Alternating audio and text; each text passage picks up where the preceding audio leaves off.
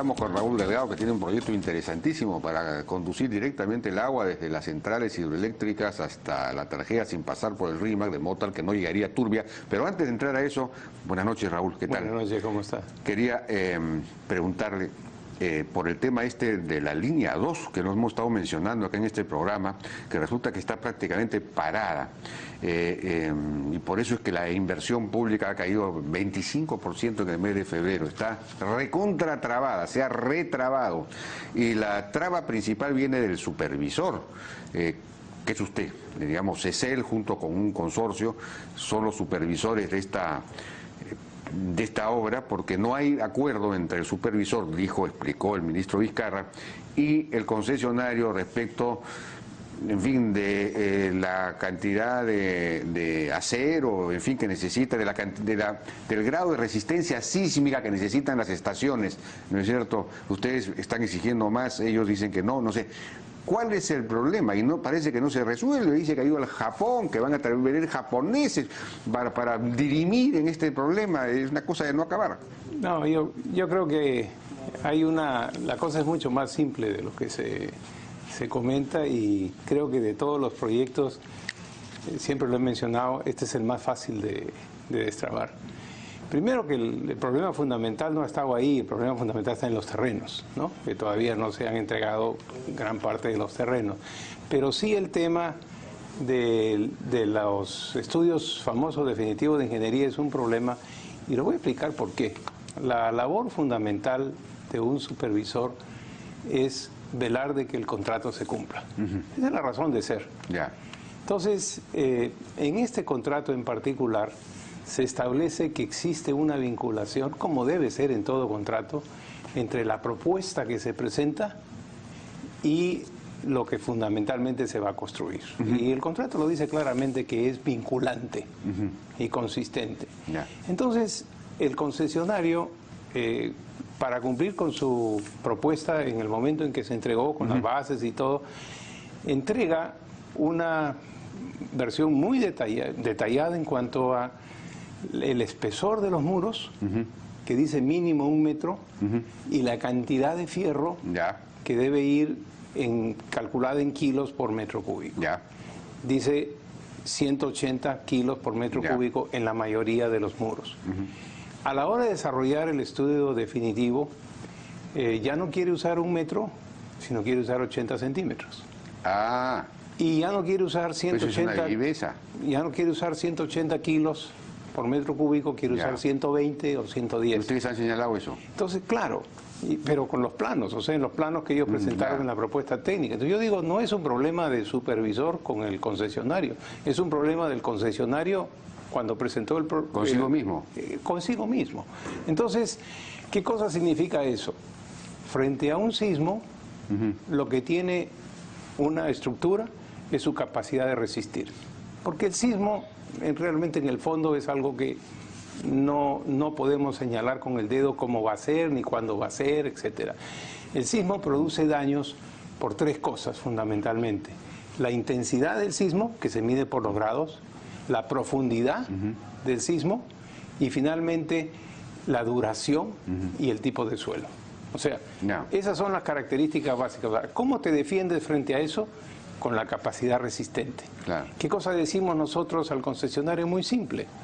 Danos la capacidad resistente, vale decir, el concreto y el fierro, que nos ofreciste en la propuesta técnica con la cual se firmó el contrato y con la cual debes construir. Ahora, sáqueme una duda, pasando rápidamente a otros temas, porque tenemos relativamente poco tiempo. Ustedes han sido supervisores de la Interoceánica Sur en estos tramos que han sido cuestionados en los que participó Odebrecht. En el tramo 3 de la Interoceánica Sur. ¿Y ustedes no se percataron de lo que estaba pasando? Pero no, una cosa es que quieran hacer y otra cosa es que puedan hacer. En el tramo 3 de la carretera Interoceánica Sur, el control que se ha ejercido sobre ellos ha sido tremendo, al punto de que el parámetro final del costo, una vez liquidado, es de alrededor de 1.300.000 por kilómetro, cuando el estándar en el Perú para carreteras de selva es $2 millones por kilómetro. O sea, está muy por debajo del estándar. Pero ellos han sacado plata de ahí para pagar los famosos 20 millones. No sé si habrán pagado otras coimas más. No sé de dónde habrán sacado la plata, pero de ahí, del tramo 3, no han sacado un sol o un dólar, porque la moneda es dólar, para pagar lo que hayan querido pagar. Eso está recontra ¿No garantizado. ganaron nada ahí? ¿No tuvieron utilidad? Bueno, la utilidad que debe tener un contratista, de repente lo habrán sacado de su utilidad, eso es otro problema. Pero es que el Estado no está inerme para poderse defender. El Estado tiene 3 instancias para ver que eso no ocurra. Una primera instancia es el supervisor, efectivamente. Una segunda instancia es el funcionario, que es el que tiene que emitir una resolución y sabe que su cuello está ahí metido.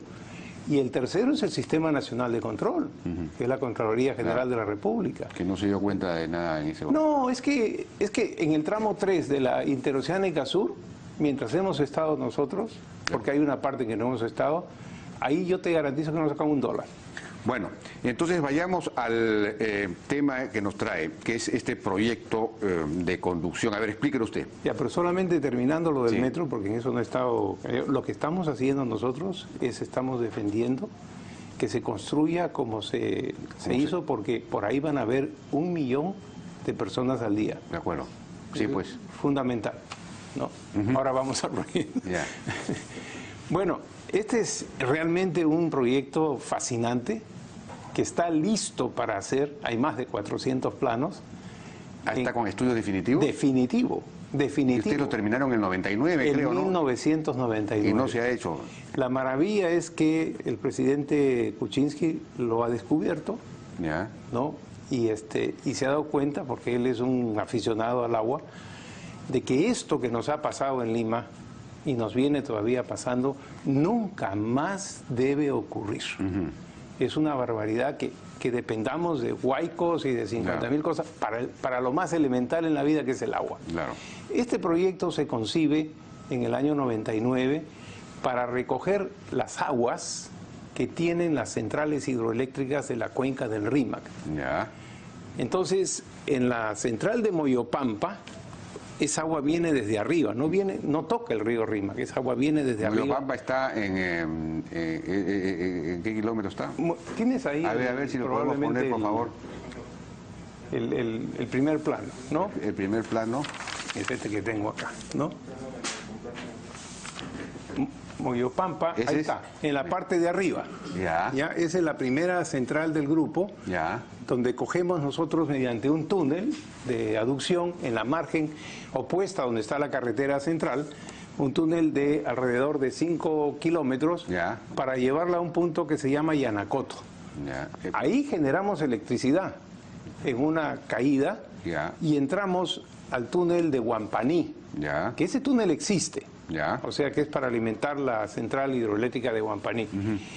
Entra la central hidroeléctrica de Huampaní y el día de hoy la regresa al río y la bota al río. Un agua turbinada, limpia, sin sedimentos, porque tiene que ser así para que el mantenimiento de las turbinas y las paletas pues no se desgasten. Claro. Entonces es un agua prácticamente limpia, la devuelven otra vez al río. ¿Qué hacemos? Entramos a un segundo tramo, que es un túnel de alrededor de 14 kilómetros, casi 15 kilómetros, ¿El mismo plano?